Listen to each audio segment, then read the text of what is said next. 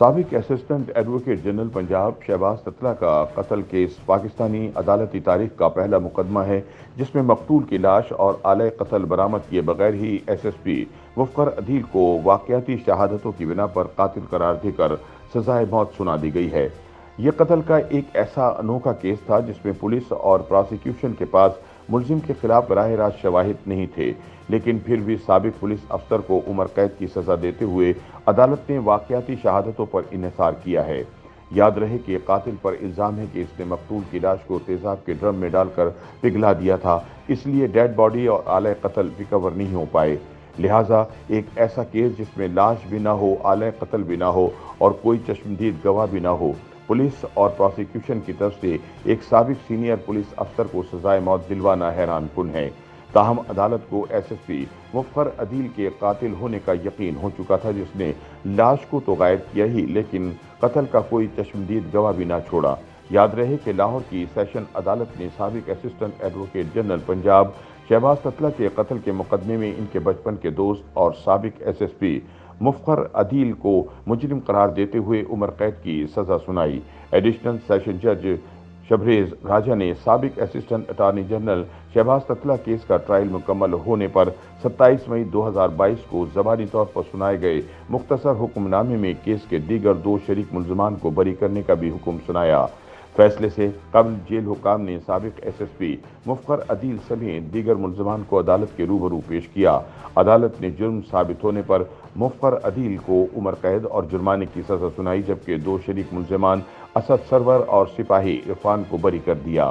مقتول شہباز تتلہ کے وکیل ایڈوکیٹ فرحاد علی شاہ نے کیس میں 28 سے زائد گواہوں کے بیانات پر جرح مکمل کی۔ سابق ایس ایس پی مفخر عدیل پر الزام تھا کہ انہوں نے شہباز تتلہ کو قتل کر کے لاش کو تیزاب کے ڈرم میں ڈال کر محلول بنانے کے بعد گٹر اور گندے نالے میں بہا دیا تھا۔ شہباز تتلہ کیس کا مقدمہ فروری 2020 میں درج کیا گیا تھا، جبکہ 14 اکتوبر 2020 کو مفخر عدیل سمیت دیگر ملزمان پر فرض جرم عائد کی گئی۔ مجرم S S P Mufakhar Adeel اور سابق assistant advocate general Punjab Shahbaz Tatla دونوں بچپن سے دوست تھے، لیکن پولیس کے مطابق مفخر عدیل نے فروری 2020 میں منہ پر تکیہ رکھ کر اپنے دیرینہ دوست کو قتل کرنے کے بعد لاش کو تیزاب میں ڈال کر ضائع کر دیا تھا۔ پولیس کے مطابق انہیں ان کی بیوی نے بتایا تھا کہ مقتول نے ان کی سابقہ بیوی اسما کا کچھ سال پہلے ریپ کیا تھا۔ پولیس نے اس بھیانک قتل کے پیچھے چھپی وجہ کی صداقت جاننے کے لیے نہ تو ملزم مفخر عدیل کی سابقہ بیوی اسما اور نہ ہی موجودہ بیوی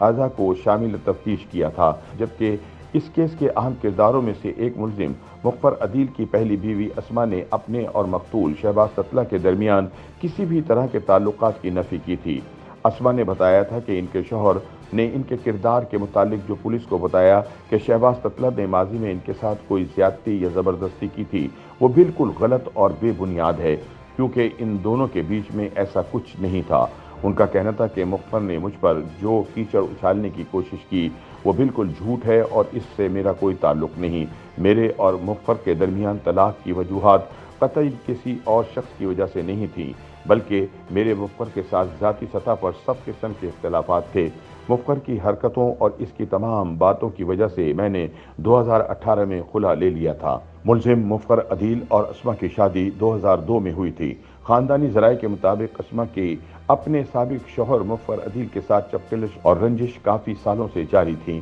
حتیٰ کہ 2017 میں اسما نے اپنے ایک قریبی عزیز کو بتایا تھا کہ وہ مفخر سے طلاق لینا چاہتی ہے، کیونکہ بقول ان کے شوہر کے طور طریقے ٹھیک نہیں تھے اور وہ ان پر ظلم کرتا تھا۔ ذرائع کے مطابق ان کے قریبی عزیز نے انہیں سمجھایا کہ وہ مفخر کے ساتھ بات کریں گے اور معاملات ٹھیک ہو جائیں گے۔ 2018 میں جب مفخر عزا نامی عورت سے شادی کر کے اسے اپنے گھر لے آیا تو اسما نے مفخر سے خلا لے لیا اور اپنے تینوں بچوں کو اپنے سابق شوہر کے پاس چھوڑ کر اپنے والدین کے گھر چلی گئی۔ اسما نے بھی بعد میں دوسری شادی کر لی۔ 50 روز کے قریب کی گئی تحقیقات کی روشنی میں پولیس کی طرف سے پراسیکیوشن میں جمع کروائے گئے اس کیس کے چالان میں پولیس نے کل 28 گواہوں کی فہرست عدالت میں جمع کروائی تھی، جن میں سے 12 پرائیویٹ اور 16 پولیس اہلکار شامل تھے۔ 12 نجی گواہوں میں گھر کا مالک، گھر کرائے پر دلوانے والا پراپرٹی ڈیلر اور تیزاب بیچنے والی دکان کا مالک وغیرہ شامل تھے۔ ان میں سے ایک بھی چشمدید گواہ نہیں تھا جس نے शहबाज ततला का कत्ल होते या मकतूल को जाए वकूअ वाले घर में या इसके आसपास भी देखा हो। गवाहों की फहरिस्त में 2 गवाह मुजम्मिल हुसैन और उमर फारूक ही वो वाहिद कड़ी थे जो मकतूल के गायब होने और मुज़फ़्फ़र अदील के साथ जाने को जोड़ते हैं, क्योंकि उन्होंने ही शहबाज ततला को 7 फरवरी की शाम कलमा चौक के पास से मुलजिम मुज़फ़्फ़र अदील की सरकारी गाड़ी में बैठते हुए देखा था। दूसरी तरफ पुलिस चालान के मुताबिक 11 फरवरी को मुजम्मिल और उमर की निशानदही के बाद सेफ सिटी अथॉरिटी से मुज़फ़्फ़र अदील की गाड़ी का रूट फुटेज निकलवाया गया और M block model town extension तक गाड़ी के जाने की तस्दीक के बाद 13 फरवरी को पुलिस जाए वकूअ यानी मकान नंबर 126 एम में दाखिल हुई, जहां शहबाज ततला का मुबैना कत्ल किया गया था। पुलिस के पास सबसे अहम सबूतों में से एक वो फ्रांसिक रिपोर्ट थी जिसमें इस घर से मिलने वाले एक गिलास पर मुलजिम मुज़फ़्फ़र की बाएं हाथ की 2 उंगलियों के निशानात पाए गए थे, जिससे मुलजिम की इस घर में मौजूदगी का पता चलता है। सीनियर कानूनदान और साबिक secretary supreme court bar association Shamim Malik ने बीबीसी से बात करते हुए बताया, ये एक वाक़याती शहादतों पर मबनी केस था जिसमें पुलिस और प्रोसिक्यूशन के पास मुलजिमान के खिलाफ बराह रास्त शवाहिद नहीं थे, लेकिन फिर भी साबिक पुलिस अफसर को उम्र कैद की सज़ा देने से लगता है कि अदालत ने ऐसी शहादतों पर काफ़ी इन्हिसार किया है। YouTube पर गूगली न्यूज देखने के लिए youtube.com की सर्च बार में गूगली न्यूज टीवी टाइप करें। गूगली न्यूज के पेज पर सुर्ख रंग के सब्सक्रिप्शन वाले बटन पर क्लिक करना ना भूलिए। YouTube पेज पर अपलोड होने वाली वीडियोस से बाखबर रहने के लिए बेल आइकन पर क्लिक कीजिए। आपको हर नई वीडियो के बारे में नोटिफिकेशन मौसूल हो जाएगा।